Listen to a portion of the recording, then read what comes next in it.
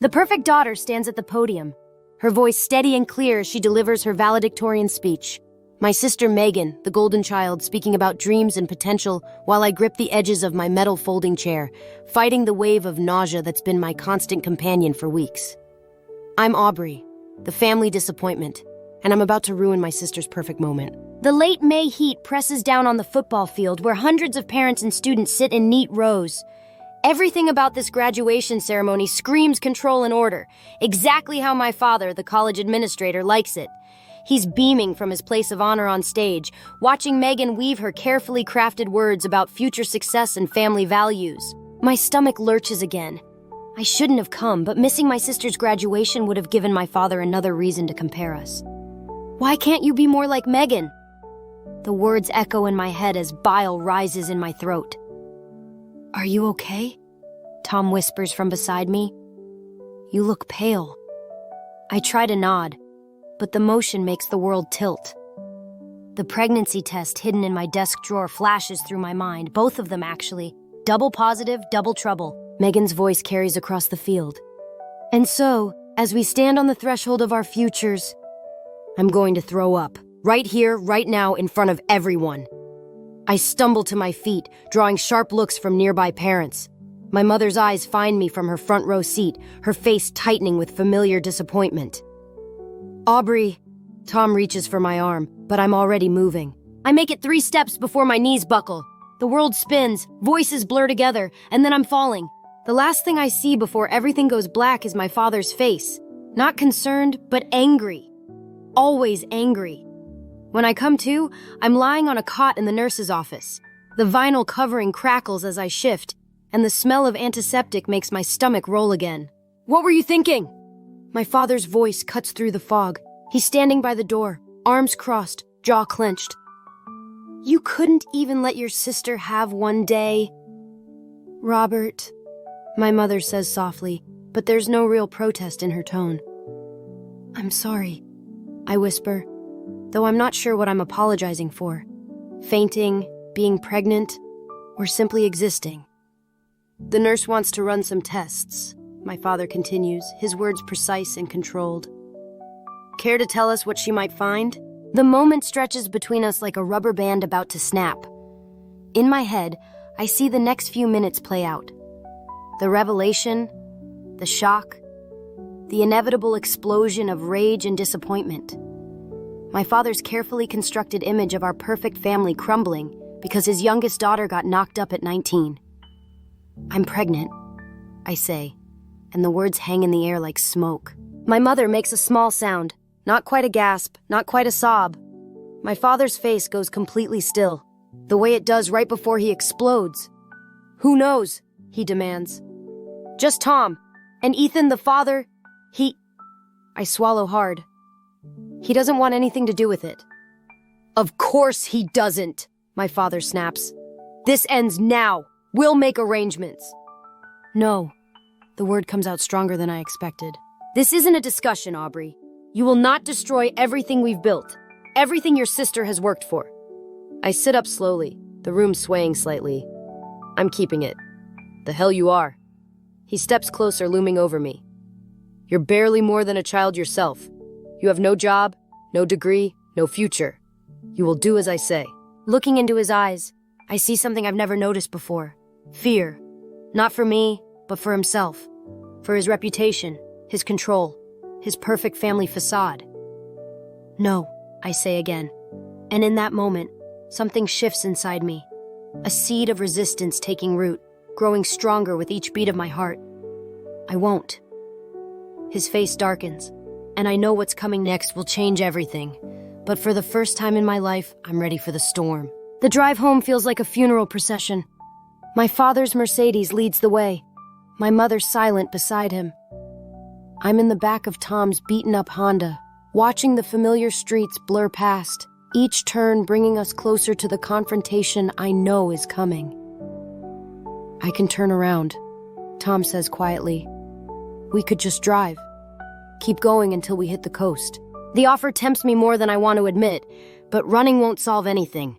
I learned that lesson watching my Aunt Clara disappear from our lives years ago. leaving nothing but whispered accusations and my father's rage in her wake. Our house looms ahead, all perfect angles and manicured lawns, a prison disguised as a home. Tom pulls up to the curb, and I catch my sister's car already parked in the driveway. Of course, Megan would be here. She's probably already planning damage control. "You don't have to do this alone," Tom says. "Yes, I do." I squeeze his hand once before stepping out into the evening air. Inside, voices drift from my father's study. I pause in the hallway, my hand resting unconsciously on my still flat stomach. "She's always been difficult," my mother's voice, strained and tired. "But this ends tonight." My father's tone leaves no room for argument. "I won't have her destroy everything we've built. Maybe if we just..." Megan starts. "Enough!" A sharp crack, his hand hitting his desk. "Your sister has made her choice. Now she'll face the consequences." I step into the doorway, forcing myself to stand straight despite the nausea still lurking at the edges of my consciousness. Don't I get a say in those consequences? 3 heads snap toward me. My father behind his massive desk, my mother perched on the leather sofa, and Megan standing by the window, a perfect family portrait about to shatter. "You lost that right when you decided to throw away your future," my father says. "Do you have any idea what this will do to our reputation, to your sister's career prospects?" "My career prospects?" Megan's voice cracks slightly. "Dad, that's not..." "Of course it is," he cuts her off. "Everything we've worked for, everything we've sacrificed to maintain our standing in this community. And you?" He turns back to me. "You just had to play the rebel. Couldn't stand seeing your sister succeed, could you?" The accusation hits harder than I expect. This has nothing to do with Megan. "Everything in this family has to do with everyone in this family," he snaps. "Your mother and I have already made the arrangements. Dr. Phillips owes me a favor. This can all be handled quietly, and we can put this unfortunate incident behind us." "No." The word comes out steady, surprising even me. "This isn't a discussion, Aubrey." "You're right," I say. "It's not, because this isn't your choice to make." My mother finally speaks, her voice soft but sharp. "You're 19, living under our roof, dependent on our support. What exactly do you think your options are?" "I'll leave." The words taste like freedom and terror mixed together. "And go where?" My father laughs, but there's no humor in it. "To that boy's house? The one who couldn't even face us today?" "Robert," my mother warns, but he's building steam now. "Or maybe to your Aunt Clara? Following in her footsteps of poor decisions and burned bridges?" Something in his tone makes me pause. There's more there. Something raw and personal in the way he spits out Aunt Clara's name. I file it away for later examination. "I'll figure it out," I say. "But I'm keeping this baby." "Then you'll do it without our support." He stands, towering over his desk. No money, no car, no college fund, nothing. "Dad, please." Megan steps forward, but he silences her with a look. "You have until morning to pack your things," he continues. "After that, you're no longer welcome in this house." My mother makes a small sound, quickly stifled. Megan's face has gone pale, her perfect composure cracking around the edges. And in that moment, I see them all clearly. Puppets dancing to my father's tune, too afraid or too broken to cut their strings. "Fine," I say, and turn to leave. But at the doorway, I stop. "You know what's funny? You're so worried about your reputation, about what people will think. But at least I'm honest about my mistakes. What about yours?" I don't wait for his response. As I climb the stairs to my room, I hear the first cracks forming in their perfect facade. My mother's muffled sob, Megan's raised voice, my father's sharp commands for silence. Tomorrow, I'll be gone. But I'm starting to realize that leaving might just be the beginning of something much bigger than a teenage pregnancy scandal. Dr. Phillips's office smells like artificial lavender and judgment. The pamphlets on the coffee table mock me with their cheerful fonts and sanitized language about options and choices. My mother sits 3 chairs away, her spine rigid, checking her watch every 30 seconds as if she could speed time through sheer will. "Aubrey Thompson?" The nurse's voice carries across the waiting room. I stand, my legs shaking. My mother rises too, but I hold up my hand. "I'm going alone." "Don't be difficult," she whispers, but I'm already following the nurse down the sterile hallway. Dr. Phillips looks exactly like someone my father would know. Expensive watch, practiced smile, the kind of confidence that comes from never having your authority questioned. He gestures to the examination chair while reviewing my chart. "So we're looking at approximately 8 weeks," he says, not really a question. Robert explained the situation. "We can take care of this quickly and discreetly." I want to know about the risks. He looks up, surprised. "The procedure is very safe. We can have you back home by—" "All the risks," I interrupt. "Long-term complications, future fertility, everything." Something flickers across his face. Annoyance, maybe respect. He sets down the chart. "There's always a small chance of complications. In rare cases, scarring can affect future fertility, but given your situation—" "What situation? My father's reputation?" The doctor's carefully neutral expression cracks slightly. "Your father is concerned about your future. Sometimes we need to make difficult choices to protect—" "To protect what?" My voice rises. "The family name? His position at the college? Tell me, Dr. Phillips, how many other girls has my father sent to you for discreet solutions?" His silence tells me everything. "I'm not having the procedure," I say, standing. "And I think maybe the medical board would be interested in knowing about your arrangement with my father." "Miss Thompson." His tone hardens. "Think carefully about what you're doing. Your father has influenced a lot of careers in this town, including mine. But he's also ended them. The threat hangs between us, and suddenly I understand exactly how my father maintains his perfect world. How many lives has he shaped or destroyed with his influence?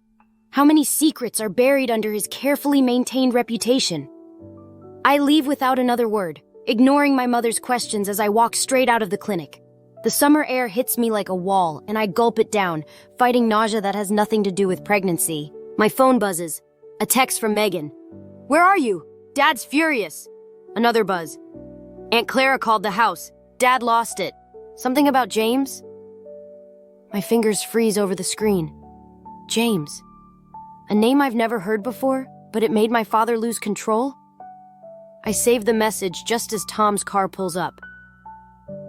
"You okay?" he asks as I slide into the passenger seat. "Drive to Aunt Clara's. Your parents won't look for me there. They haven't spoken to her in years." I punch her address into his GPS, the one my mother thought I didn't know about, carefully preserved in an old address book hidden in her desk. "What happened in there?" I stare out the window, watching the familiar streets of our town transform into unknown territory. I think I just discovered that Dr. Phillips isn't the only one keeping my father's secrets. "Aubrey." Tom's voice is careful. "Are you sure you want to pull this thread? Some secrets stay buried for a reason." "Like James?" The name feels significant on my tongue, though I don't know why. "Who's James?" "I don't know, but my father's reaction to his name tells me he's important." I rest my hand on my stomach, feeling a new kind of strength growing inside me, and Aunt Clara knows why. We turn onto a quiet street lined with modest houses, nothing like my father's carefully maintained mansion. Tom pulls up to a small blue house with wild roses climbing the porch. "Whatever you find out," he says, "it's going to change things. Are you ready for that?" I look at the house, thinking about secrets and lies, about power and control, about the way my father's perfectly constructed world is built on other people's silence. "Yes," I say, opening the car door. "I'm ready to tear it all down." The porch steps creak under my feet as I approach the door, each step taking me further from the life I knew and closer to whatever truth waits behind Aunt Clara's door. I raise my hand to knock, and in that moment, I feel something shift inside me. Not just the baby, but something deeper. Something that tastes like justice. Aunt Clara's kitchen table holds more truth than my father's entire house. The morning light streams through unwashed windows, illuminating a stack of old photographs and newspaper clippings spread before me. My hands shake as I pick up a yellowed hospital record. "James Thompson," I read aloud. "Born with spina bifida, given up for adoption." The date makes my stomach clench. Exactly 25 years ago. "Your father made that decision alone," Aunt Clara says, pouring more coffee into my untouched cup. "Linda was still sedated when he signed the papers. But she never fought it? By the time she found out, Robert had convinced everyone it was for the best. A clean break, he called it. Clara's mouth twists. Nothing clean about abandoning your child. My phone buzzes again. Another message from Megan. I've been ignoring them all morning, but this one catches my eye. Dad's calling an emergency family meeting. Says he knows where you are. Please come home. He can't force me back, I say, more to myself than Clara. No, but he can make life very difficult. She slides a business card across the table. James Harrison, that's the name he goes by now. He's giving a speech at the medical conference next month. Your father's conference. The irony hits like a punch to the gut. My perfect, controlling father who threw away his firstborn son will be sitting in the audience while that same son delivers the keynote address on pediatric surgery. Does James know about them? No. Clara's eyes hold something I can't quite read.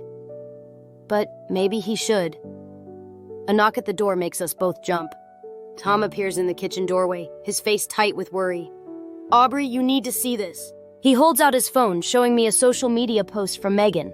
It's a carefully worded announcement about her new job at the college, working directly under our father.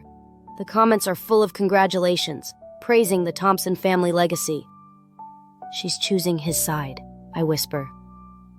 She's choosing survival, Clara corrects. Just like I did once. Just like your mother still does. Another message pops up, this one from an unknown number. My heart stops when I open it. It's a photo of me entering the abortion clinic yesterday, clearly taken without my knowledge. The caption reads, "What would the board think about Dr. Phillips's special arrangements?" He's threatening me, I say, showing them the message. Tom's jaw tightens. We should go to the police. With what? My father owns half this town. The realization hits me hard. That's why you left, isn't it, Clara? You knew something. She doesn't answer immediately, instead walking to a locked drawer in her desk. The key shakes slightly in her hand as she removes a thick manila envelope. I kept records, she says finally.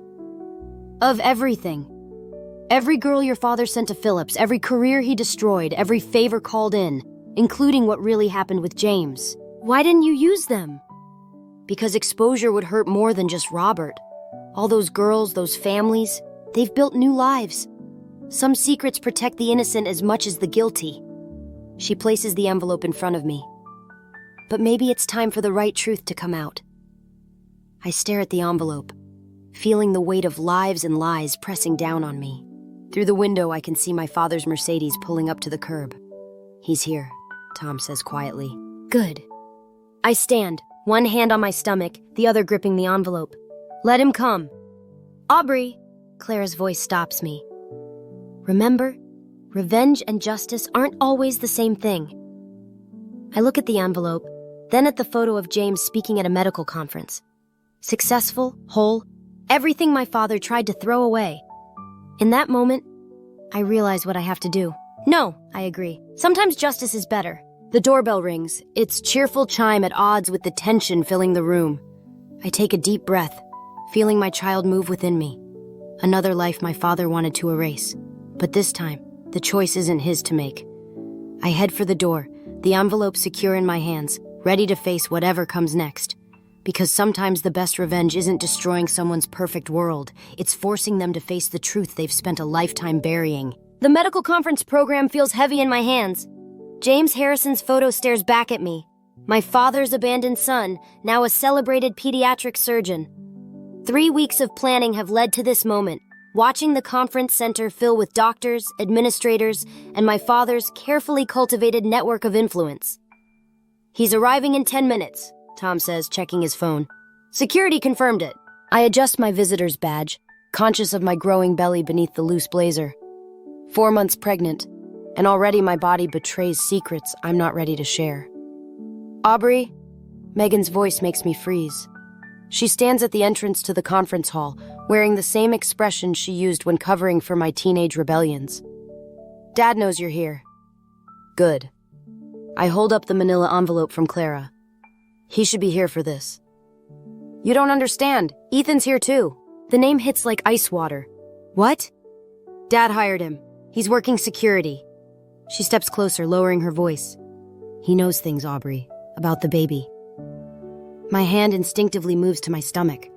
Ethan abandoned me the moment I told him about the pregnancy, but of course my father would find a way to weaponize him.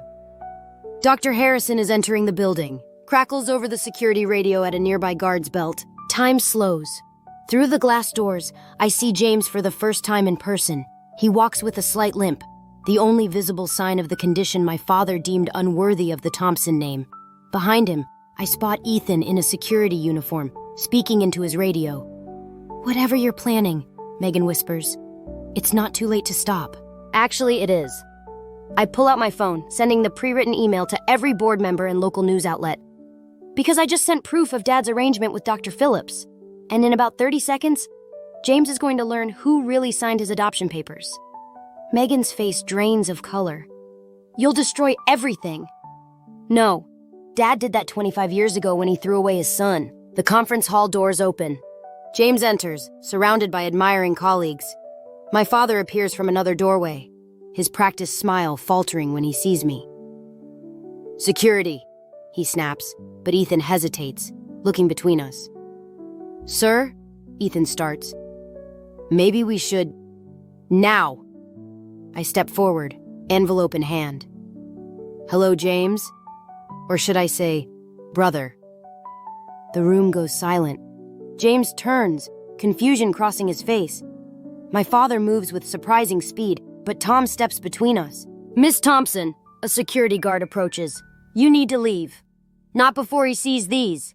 I open the envelope, pulling out the adoption papers with my father's signature. 25 years ago, Robert Thompson signed away his firstborn son because he was born with spina bifida, a son who grew up to become one of the country's leading pediatric surgeons. James takes the papers with trembling hands. My father's face contorts with a rage I've never seen before. "You ungrateful!" He starts toward me, but Megan suddenly moves to my side.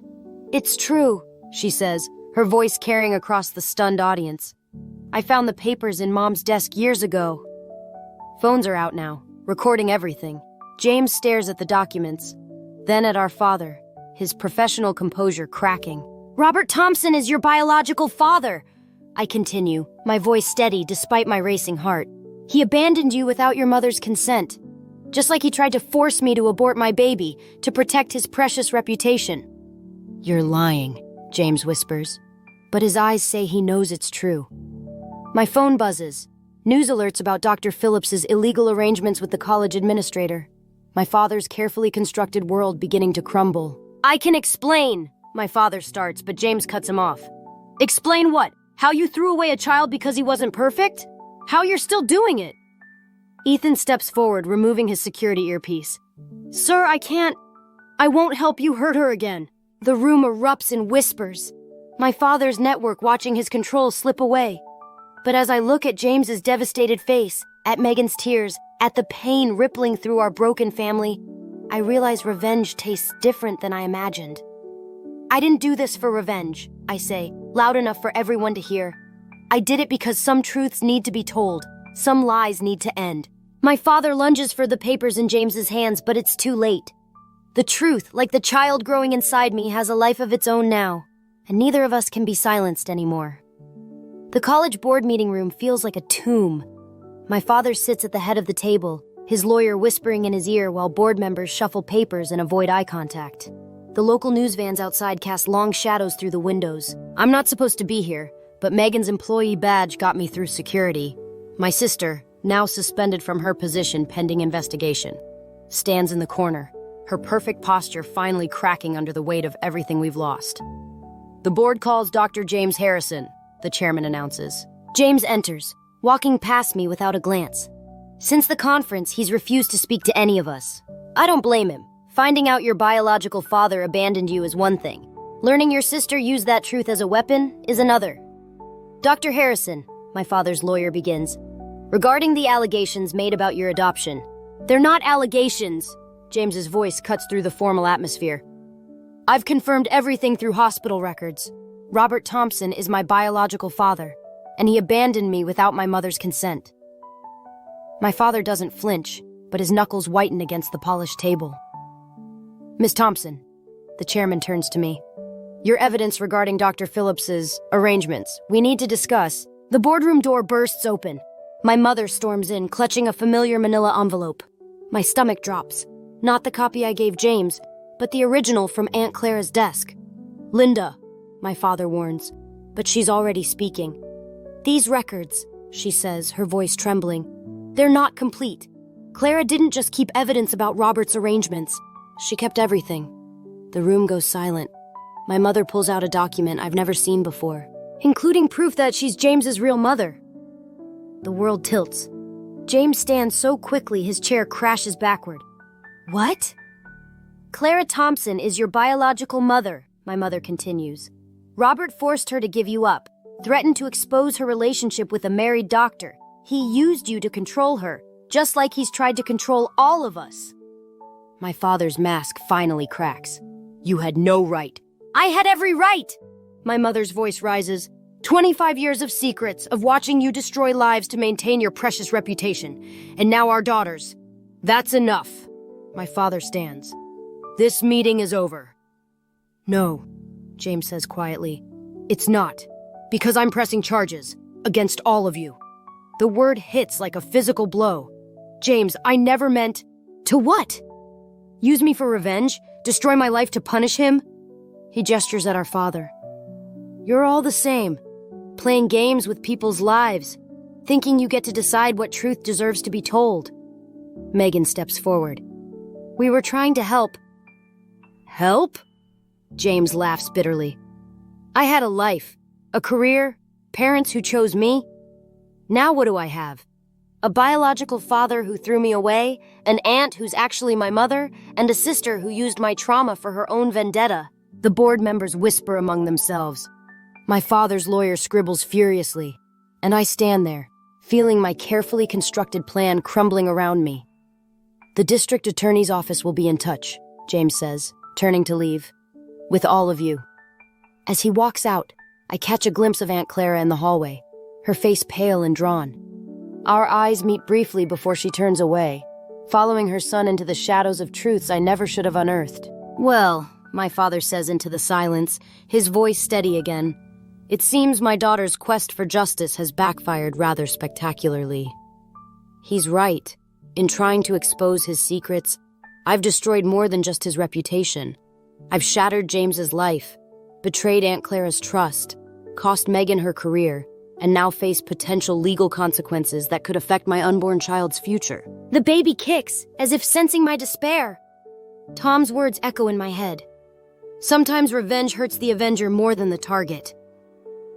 I leave the boardroom without another word, walking past the news vans and reporters, past the familiar buildings where my father once reigned supreme.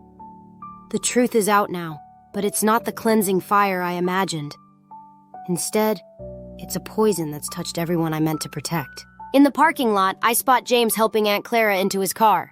They drive away without looking back, leaving me alone with the realization that in my quest for justice, I've become exactly what I hated. Someone who sacrifices others for their own agenda. The worst part isn't the potential charges or the family I've destroyed. It's knowing that somewhere in this wreckage, I lost sight of who I wanted to be. The courthouse steps are crowded with reporters when my father emerges from his hearing. His lawyer shields him from cameras while flashbulbs capture his fallen empire. The great Robert Thompson, facing criminal charges for decades of manipulation and corruption. I watch from across the street, one hand on my swollen belly, the other clutching James's latest press statement. He's become the face of medical ethics reform, turning his pain into purpose, unlike me. "Ready?" Tom asks beside me. Before I can answer, Aunt Clara's car pulls up. She steps out, looking older than her 42 years, and walks straight toward my father. The reporters surge forward, sensing blood in the water. "Robert!" Her voice carries across the chaos. "We need to talk." My father tries to push past, but she grabs his arm. "About Mother's Trust Fund." He freezes. Even from here, I see the color drain from his face. "Not here," he hisses. "Yes, here." She turns to the cameras. "Should I tell them how you really paid for James's adoption? About the money you stole?" I move without thinking, crossing the street. Tom calls after me, but I'm already caught in the gravity of this moment. "What trust fund?" I ask, stepping into the circle of cameras. My father's mask cracks. "Aubrey, leave. Your grandmother left everything to Clara." My mother's voice comes from behind me. She emerges from the courthouse looking straight at her husband. But Robert convinced the lawyers she was unstable after her affair, had everything transferred to him instead. You used my inheritance to pay for my own adoption? Clara's laugh is bitter. To buy my silence? The reporter's questions become a roar. My father's lawyer tries to intervene, but it's too late. I protected this family! My father shouts suddenly. Everything I did was to maintain order, to preserve our name. By destroying everyone who didn't fit your perfect image? I step closer. James? Clara? Me? You ungrateful! He lunges forward, but someone catches his arm. James. That's enough, Father. The word drips with contempt. The board of directors just voted. The medical center is launching a full investigation into every adoption you facilitated through Dr. Phillips. My father's composure shatters completely. You can't... Actually, I can. As the new head of ethics oversight. James turns to Clara, to his mother. With full support from the district attorney's office. The cameras capture everything. My father's defeat, Clara's tears, James's quiet strength. But it's my mother who delivers the final blow. I've filed for divorce, she announces, and I'm testifying about everything. My father lunges again, this time at my mother. I step between them instinctively, protecting her the way she never protected me. He pulls back at the last second, his hand frozen in midair, finally seeing what he's become. You're just like him, he spits at me. Using people's secrets as weapons, destroying lives for revenge. The words hit home, but not in the way he expects. Because he's right, I did become like him, and that's why this has to end differently. No, I say quietly. I'm choosing to be better. That's why I'm dropping the charges against you. The reporters fall silent. James and Clara turn to stare at me. What? My father whispers. I'm having a daughter, I tell him. And I won't teach her that revenge heals anything. The truth is out now. What happens next isn't about destroying you. It's about rebuilding everything you broke. I turn to James and Clara, starting with our real family. My father stands alone on the courthouse steps, surrounded by cameras but finally stripped of his power to control the narrative. The truth has done what revenge never could. Set us all free. Let's go home, I say to no one in particular, and everyone who matters follows. James, Clara, my mother, Megan, Tom. We leave my father to face the consequences of his own choices, not our vengeance. As we walk away, my daughter kicks, and I understand finally what Clara meant about some secrets protecting the innocent. The biggest secret was one I kept from myself. That healing comes not from revenge, but from the courage to build something new from the ashes of what was lost. Clara's garden blooms with late summer roses as I watch James teach my daughter to walk. Her tiny hands grip his fingers while she toddles across the uneven ground, his patience matching her determination.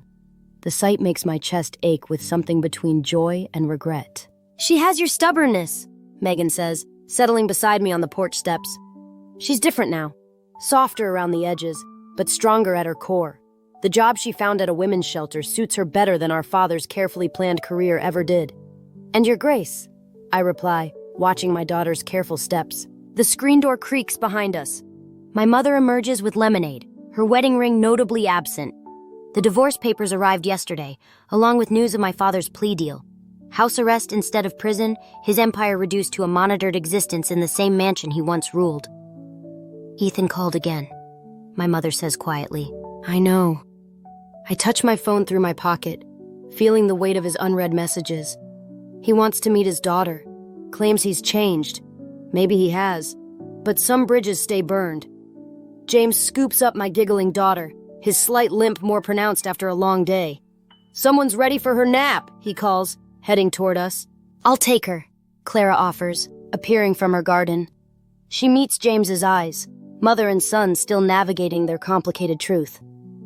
He hands over my daughter with a small smile, their shared features obvious now that we know to look for them.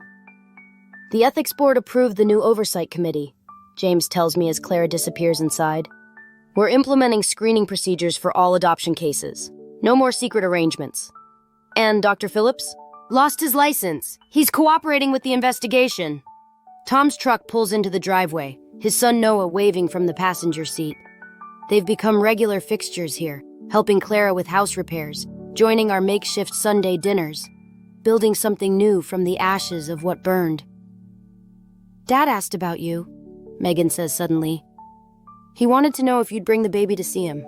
The old anger flares, but it's duller now, more like an old scar than an open wound. What did you tell him? That it's not my decision to make. She picks at a loose thread on her sleeve. He's different now, smaller. Sometimes smaller is better, my mother observes. Means there's room to grow. Inside, I hear my daughter's laughter mixing with Clara's soft singing. The sound draws me up, pulling me toward the door, but I pause at the threshold. I got another letter from the support group, I tell them. 3 more families have come forward about forced adoptions. They're asking for help navigating reunions. Are you going to help them? James asks. I think about revenge and justice, about how thin the line between them can be, about my daughter, who will grow up knowing all her family's truths, the beautiful and the ugly ones. Yes, I decide, but not for revenge, for healing. The afternoon light catches the roses, making them glow like tiny flames. Tom and Noah join us on the porch, fitting seamlessly into our patchwork family. My mother pours more lemonade, her hands steady now that she's free. Megan leans against the railing, finally comfortable in her own skin. James watches Clara through the window, their shared pain slowly transforming into understanding. And I stand in the doorway between past and future, knowing that some secrets need to stay buried, while others need the light to heal. My father's perfect world had to burn so something real could grow in its place. My daughter's cry draws me inside, not urgent, but demanding. As I lift her from Clara's arms, she grabs my necklace, the one containing a small photo of all of us at her christening. Her family. Not perfect, not unbroken, but real. Tell me again, she'll ask someday, about how our family found each other. And I'll tell her about revenge that turned to redemption, about secrets that became strength, about how sometimes you have to tear everything down to build something true. But mostly, I'll tell her about love, the kind that survives fire and grows back stronger in broken places. Because that's the secret I finally learned. Revenge burns everything, but truth plants gardens.